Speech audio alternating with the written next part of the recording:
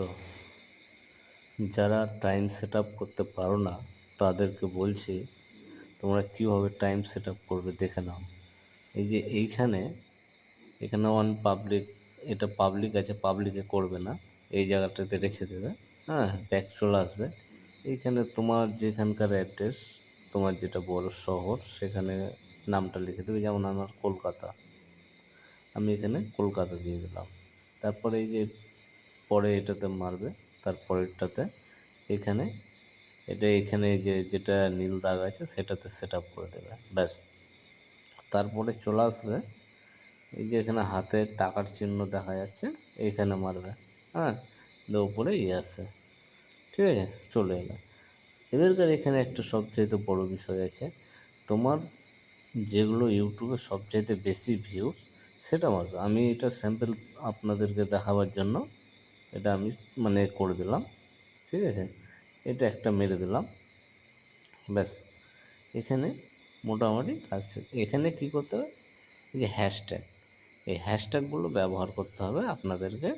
কেন হ্যাশট্যাগ ব্যবহার না করলে ইউটিউব কোম্পানি বুঝবে কী করে? এটা হচ্ছে ট্রেন্ডিং হ্যাশট্যাগ। এই ট্রেন্ডিং হ্যাশট্যাগুলো ইউজ করতে হবে আপনাকে। যেমন আমি 2-4টে দিয়ে দিচ্ছি, 2, 3, 4, 5টা, এই 6টা হয়ে গেল। ব্যাস, এটাকে কপি করতে হবে, ঠিক আছে। এইখানে জোরে টিপে ধরবে, দেখবে এইভাবে কপি হয়ে গেল। এই যে এখানে মেরে দিলে, হ্যাঁ, এখানকার মোটামুটি কাজ শেষ। এটাকে কী করতে হবে, যেন লোকের বেশি নজরে লাগে সেই হিসাবে রাখতে হবে।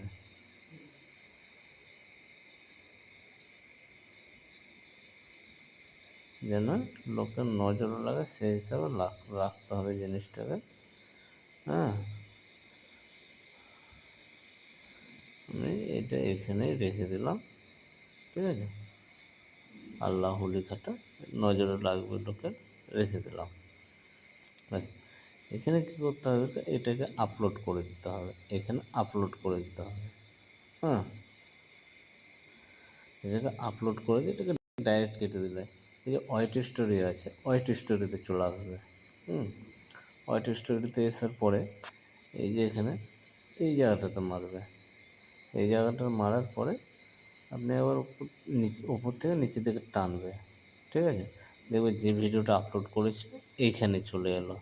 ও ভিডিওর ওপর ক্লিক মানে যে ওপরে যে পেন্সিল চিহ্নটা দেখা যাচ্ছে, এই চিহ্নতে ক্লিক করলে, ঠিক আছে।